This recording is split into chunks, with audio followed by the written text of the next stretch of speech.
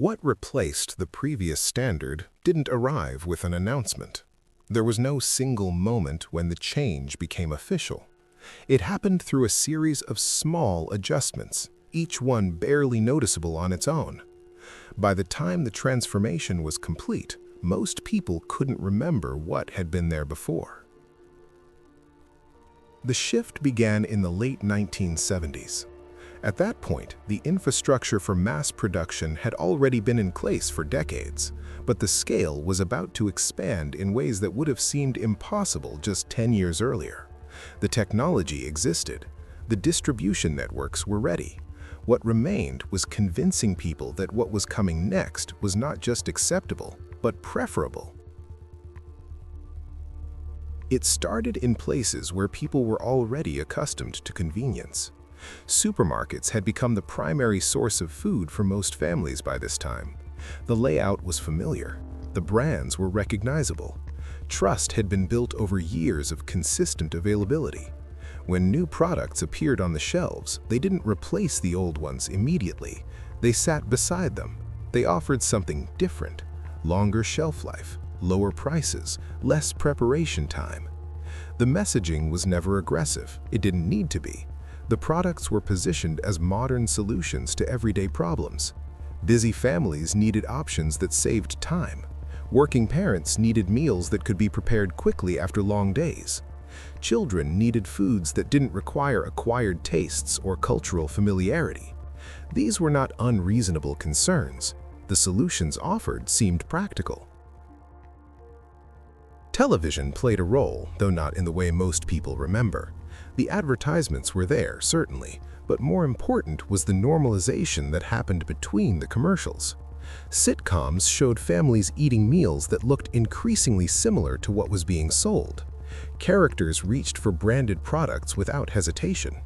The distinction between entertainment and promotion became harder to identify. Schools reinforced the pattern.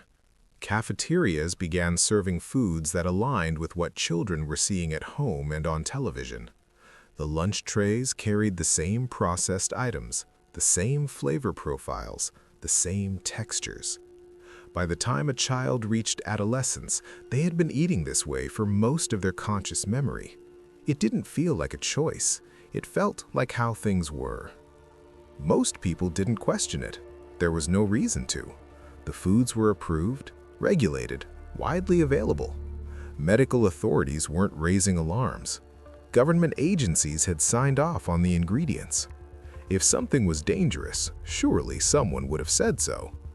The assumption of oversight created a sense of security that discouraged deeper investigation. The ingredients themselves changed so slowly that tracking the progression required attention most people didn't have time to give. A preservative added here, a flavor enhancer introduced there. Each modification was justified individually. It extended freshness, it improved consistency, it reduced costs. Taken one at a time, none seemed particularly concerning. Taken together, over the course of a decade, they represented a fundamental alteration in what people were consuming daily. This wasn't discussed openly. There were no town halls about the reformulation of bread, no community meetings about the new stabilizers in dairy products, no debates about whether the convenience was worth whatever trade-offs might exist. The changes happened within corporate laboratories and manufacturing facilities, far from public view. By the time the products reached consumers, the decisions had already been made. It seemed too small to matter back then. The real impact appeared years later, not immediately, not obviously, but gradually, in patterns that were difficult to connect to any single cause. People began noticing differences in how they felt, how their bodies responded, how their relationships with food had shifted. But these observations came long after the habits had been established, long after the new normal had become simply normal. Children who had grown up eating this way reached adulthood with preferences that had been shaped by exposure, not by choice. Their taste receptors had adapted to specific combinations of salt, sugar, and fat that were engineered rather than naturally occurring. Foods that didn't hit those precise markers tasted bland or unfamiliar. The old way of eating, even when attempted, felt like a deprivation rather than a return to something authentic. By the time consequences were visible, habits were already set. The human body is remarkably adaptable, but it also keeps records. Years of consistent exposure to the same modified ingredients, the same chemical combinations, the same ratios of macronutrients designed for palatability rather than nourishment, accumulated in ways that weren't immediately apparent. The effects were chronic, not acute. They developed over time, across populations, in patterns that were easy to misattribute to other causes. The system that created this transformation was not built with malicious intent. It was built for efficiency, for scale, for profit margins that could sustain growth in a competitive market. The people who designed the products were solving engineering problems: how to make food last longer, cost less, taste more consistent. They were not asked to consider what might happen over decades of consumption. That was not part of the equation. Regulatory agencies operated within frameworks that evaluated individual ingredients in isolation. They tested for acute toxicity, not cumulative effects. They looked for immediate harm, not gradual disruption. A substance that didn't cause obvious damage in short-term studies could be approved, even if its long-term impact on metabolism, gut bacteria, or hormonal systems remained unknown. The standard for safety was designed for a different kind of threat. This was structural. The incentives pointed in one direction, toward products that maximized shelf stability and consumer appeal while minimizing production costs. Nutritional density was not a metric that affected profitability. Satiety that prevented overconsumption was not a goal. The system rewarded the opposite. It rewarded foods that could be eaten quickly in large quantities without triggering the body's natural signals of fullness.